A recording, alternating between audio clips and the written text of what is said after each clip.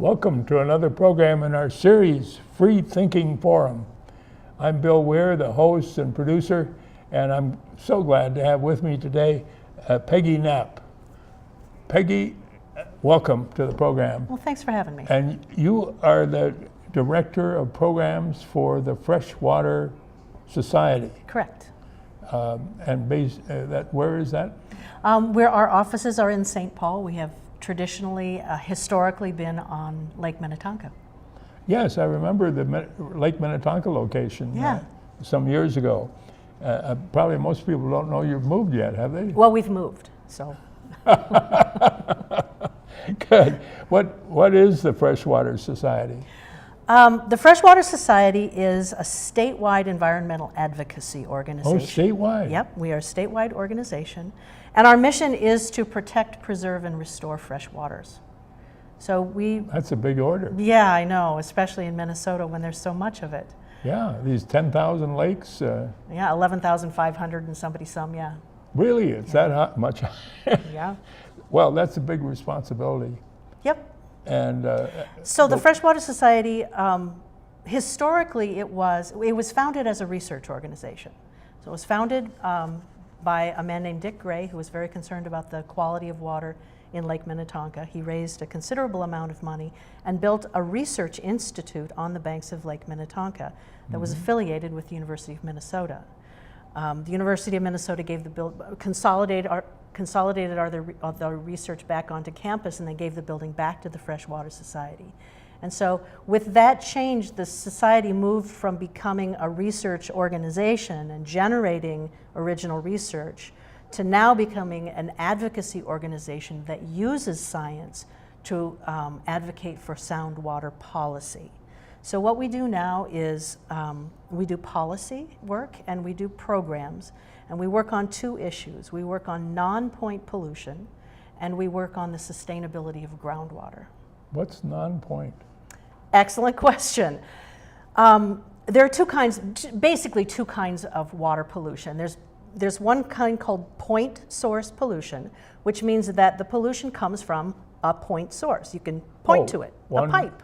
One location. One location. So it's a discharge pipe or an effluent pipe from industrial sites or wastewater treatment plants, things like that. But it's a single point. Yeah. Non-point pollution is the pollution that comes off of every hard surface. So if the water isn't soaking into the ground, it's running off a surface. And it carries with it everything that's on that surface. Even pollutants. Especially pollutants. Oil, used motor oil, the little shreds of tires from your brakes, dead squirrels, leaves, dirt, everything, cigarette butts, everything that is on a parking lot or a street or a roof or any other hard surface, when the water hits it, when it rains, it runs off that surface into the storm drains, into a sewer pipe, and straight into a lake or a river. Now, and that's non-point. Non-point. And the other was? Point source. Oh. And we've done a really good job of cleaning up point sources. The Clean Water Act that was passed in the 1970s has done a really good job of cleaning up those point sources. So we've regulated the pipes and the discharges from major industries. The biggest threat to water now is that non-point pollution that flows off of everything. Well, and I noticed that at the confluence of the Mississippi River and the Minnesota River, there's quite a difference. Isn't it? That's because upstream, everything you see in the water is a reflection of how we use the land, right? So land use determines how clean our water is. So everything up the Minnesota River is agriculture. It's a tremendously rich agricultural area. Yes. And that comes with some costs to water. And so what you're seeing is some of the best topsoil in the nation running down into the river. Why? Well, it's the nature of agriculture. Big farms up in the Minnesota River Valley. Well, big farms anywhere. They're too close to the river, or? Well, for about 8 months, 7-8 months of the year, they're bare soil. Yeah. So there's nothing to protect it. So you get a good rain and we lose the topsoil. Yep. So that is non-point pollution that just flows Yeah. off. And that is in every river valley that has agricultural activity. But as you say, there are things in the city too that. Oh my goodness, yes. And you have a video about. Yeah, one of the programs that the Freshwater offers is called the Master Water Stewards Program. And it's one of the programs that we sponsor, that we created and develop and now offer to help combat that non-point pollution in the cities. Well, that's great. I want to know more about that.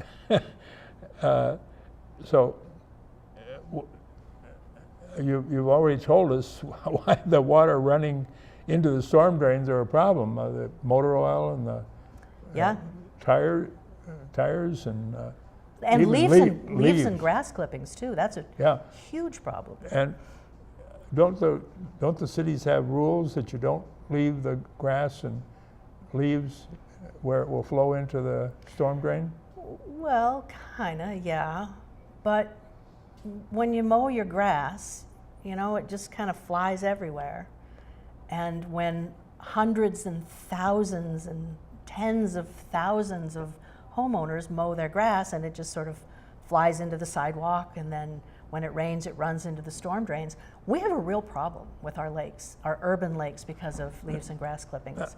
And that's one of the things that our Master Water Stewards program pays attention to. Now, I've been concerned about this for a long time, and when I went to the state fair, I guess a couple of years ago,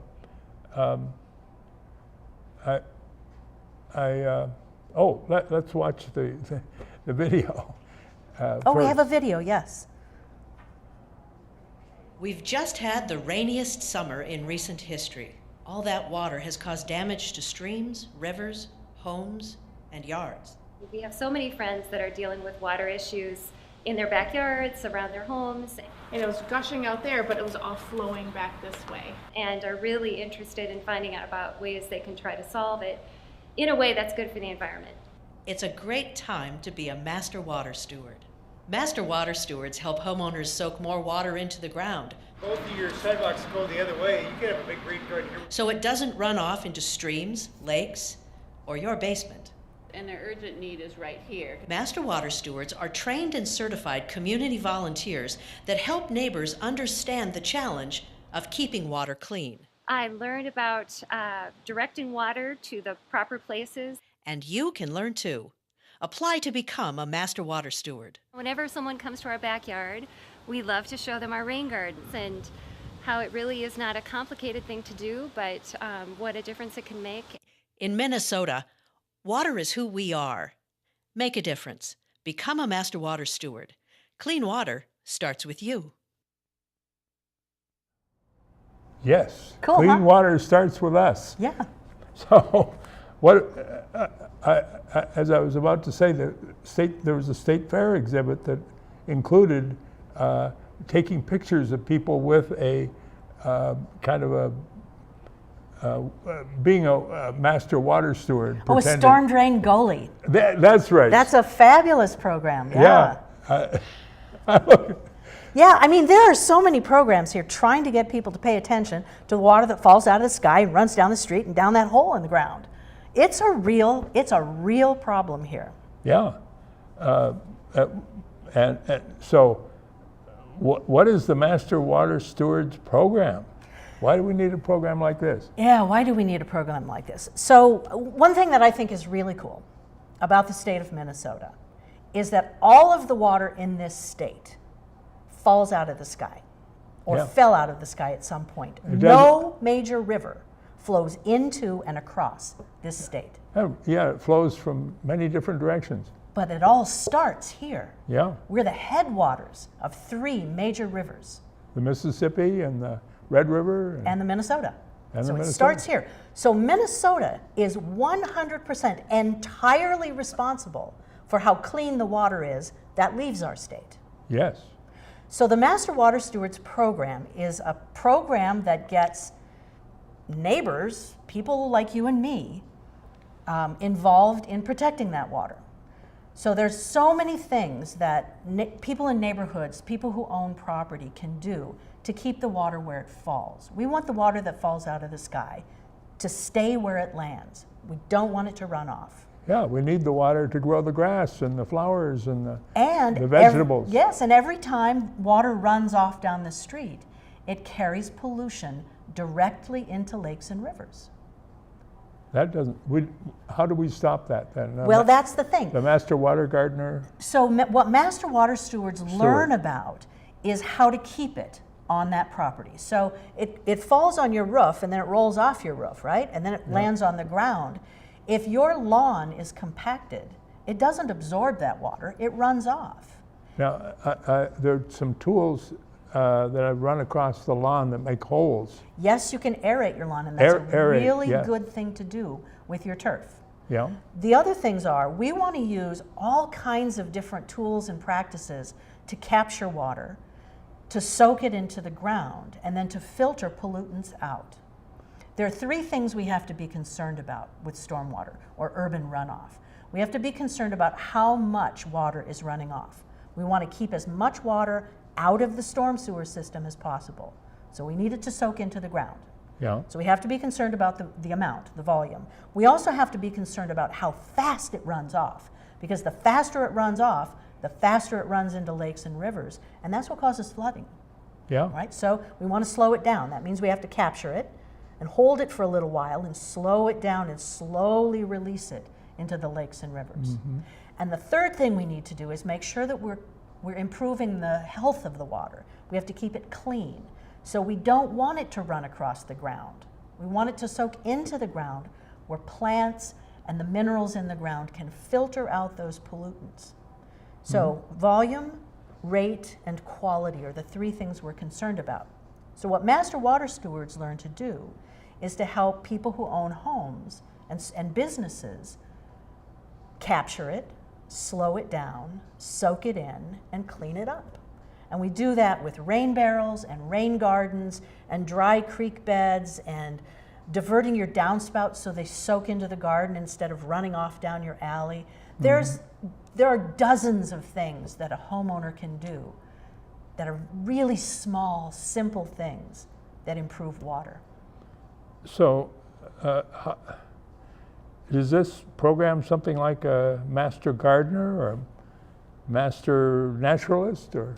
You know, it's similar, and when we developed the program, we intentionally designed it so that it was similar to the Master Gardener and the Master Naturalist program, because in Minnesota those are really successful programs. Yeah. And we wanted people to recognize the idea.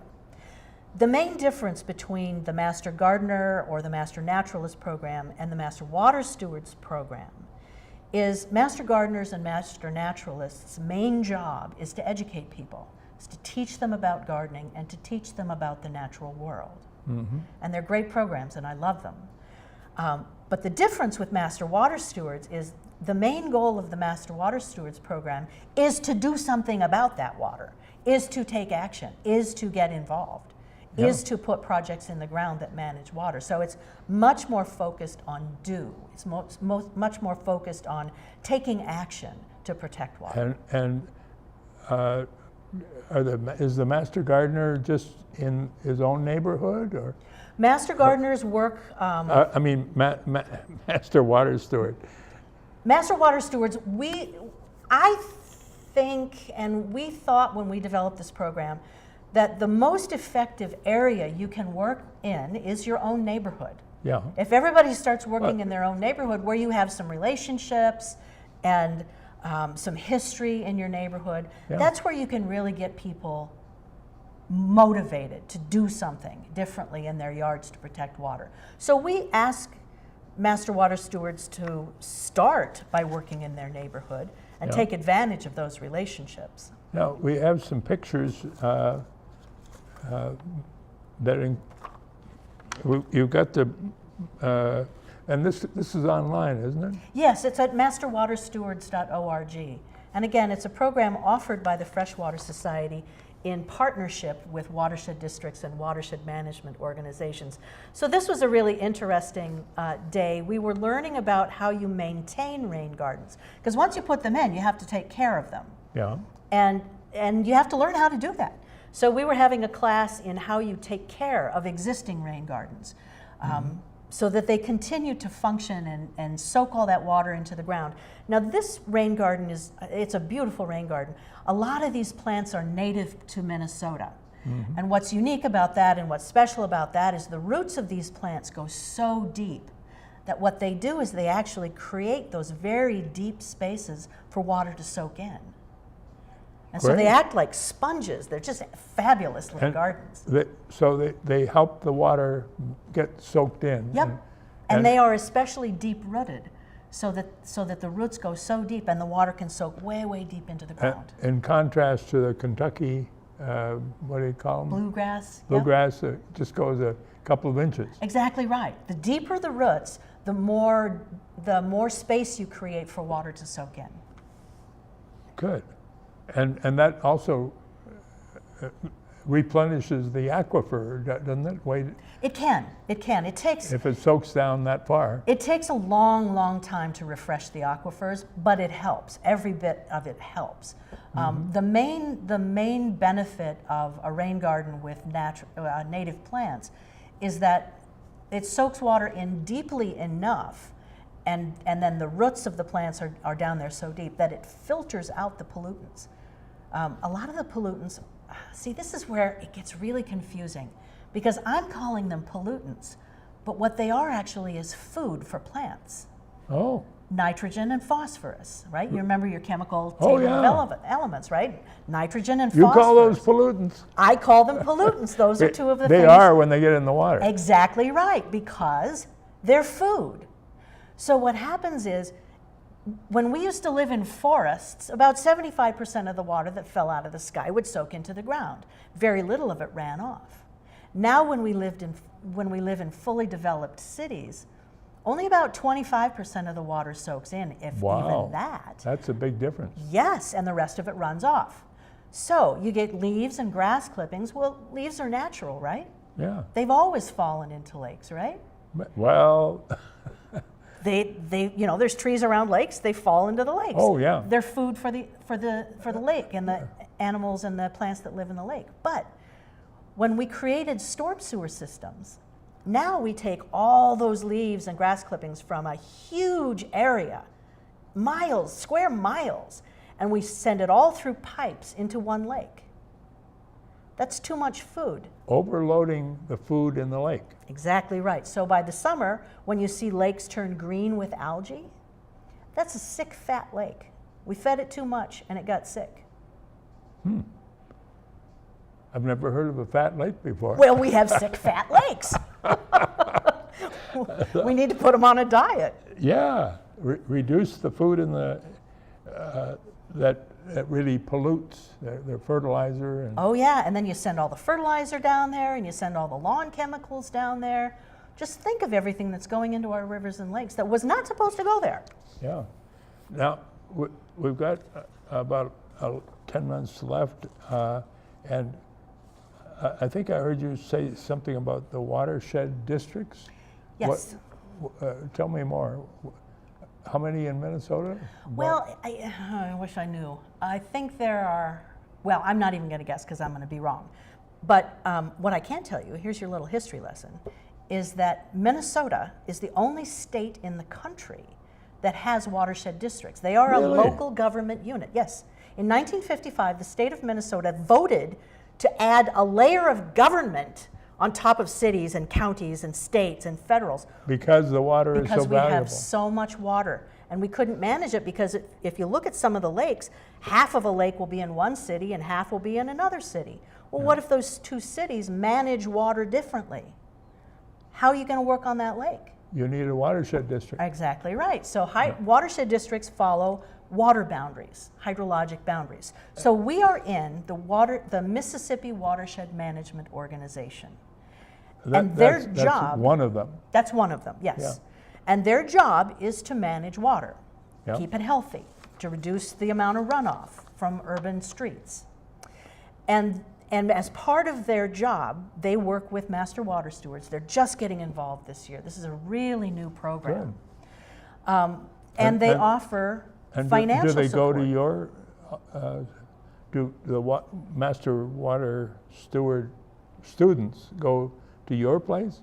No, they work with the watershed district. Ah, We want the residents who apply for the program and are accepted into the program.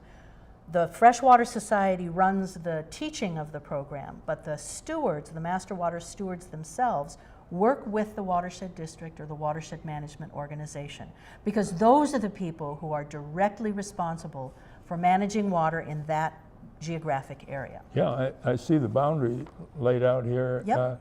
And so there must be more even here in the metro area. Oh yeah, gosh, there's probably a dozen or more in the metro area. So do you contact them first, or? Yep, so we work with the watershed districts to help them bring the program to their area. We help them recruit people who are interested in becoming a master water steward. We teach the curriculum. We help them with their projects when they're done. So we sort of shepherd them all the way through this process, but the work they do is with their watershed district. Good.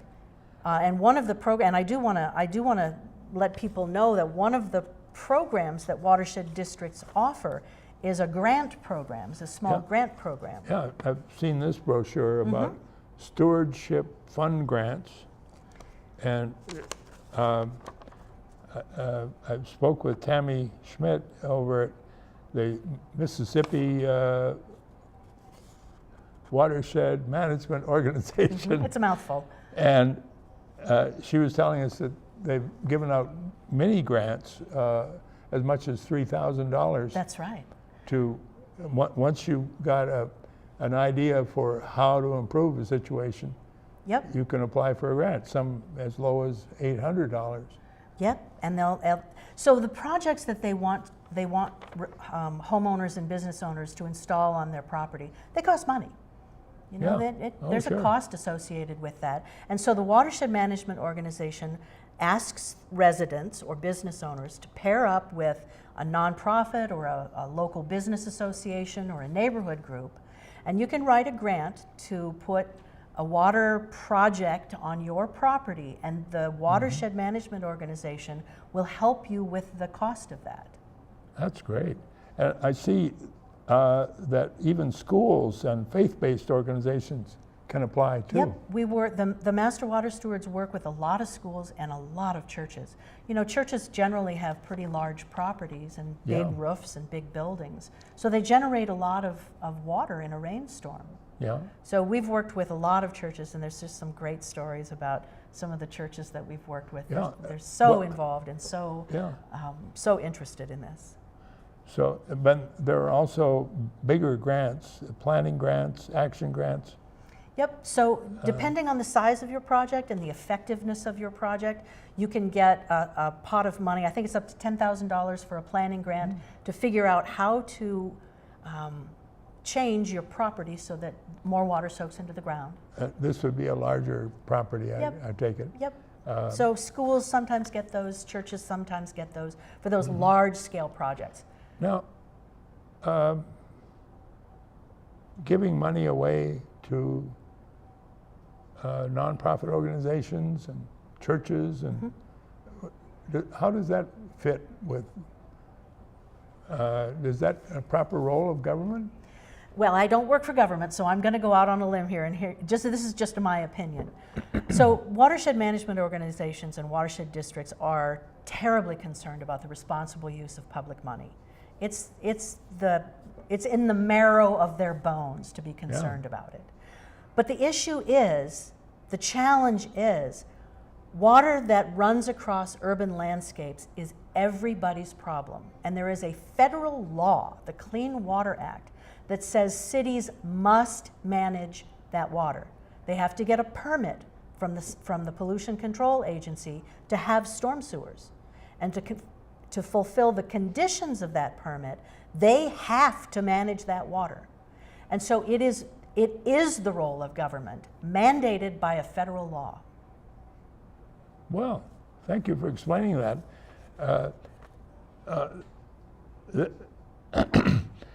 Do you have some favorite stories about what these stewards Oh my do? gosh. We have one guy, we actually gave this guy an award last year. his name is Terry. He's the president of his townhome association, 22 properties in South Minneapolis, right along Minnehaha Creek. And we started this program in partnership with the Minnehaha Creek Watershed District. Yeah. So he found out, as new president of his townhome association, that they were paying $10,000 a year in stormwater fees Wow. for 22 properties. That's a chunk. Yeah. So he heard about the Master Water Stewards program and decided he would go through the program. So he went through, and then he did a small, all the stewards have to do a capstone project, which is where they sort of take a running start at a small project just to get their feet wet and learn how the process goes. So he did a small capstone project. He put a rain garden in the townhome association in one of his neighbors' properties as sort of a demonstration project. And it all went very well. It was a beautiful rain garden. But then I didn't hear from him for about a year. And I was really disappointed. I'm like, oh, where's Terry? I wish I'd hear from him. But then about a year went by, and he sent me an email and asked if the Freshwater Society would write a letter of support for a grant he was writing. Oh, he'd been writing a grant. He had been working systematically through the 22 property owners in his townhome association to educate them about the problem of stormwater, of urban runoff, just like I've been talking to you today. Yeah. And he was raising $300,000 to completely take the pavement off of the parking lot in his townhome association, regrade it so it drained to the middle, put a series of rain gardens in, and interpretive educational signage in. He's capturing 245,000 gallons of water a year. Wow. I know, right? Wow. One guy. Why? I know. And he raised $300,000 to do it because there is cost share money out there. And once you know how to find it, you can make that kind of a difference. So the cost share money, the watershed district knows about that? Oh yeah, they worked with him all the way through that project. Good. Because that's their job, right? Yeah. He's helping them do their job. Now we have about 2 minutes left. What is it that the master water steward needs to know? They just go to what website So to get started, so if you are concerned about water in Minnesota, I am. we think that people are. We think that people care. Yeah. But they don't know how to get started. So go to masterwaterstewards.org, and that's how you get started. Apply That for simple? the program. Yeah. Everybody can do something. So to no apply spaces between those three No, words. masterwaterstewards, all one word, .org. We've got a whole bunch of things that you can do as an individual. But to multiply that effect and really get a big effect on our water, apply for the program. Work with your watershed district or your watershed management organization.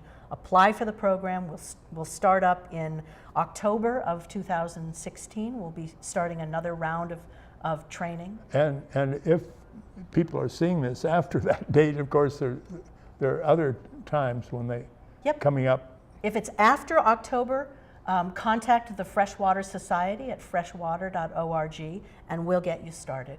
Wow. Everyone can do something because it affects everyone. Yes, that's our fresh water. That's right. And we're shipping it out to other states unless we... Gulf of Mexico. Yeah. Well, thank you so much. Thank you for Peggy. having me. You've done a great job of showing us how we need to take care of our fresh water. Thanks. And thank you for tuning in.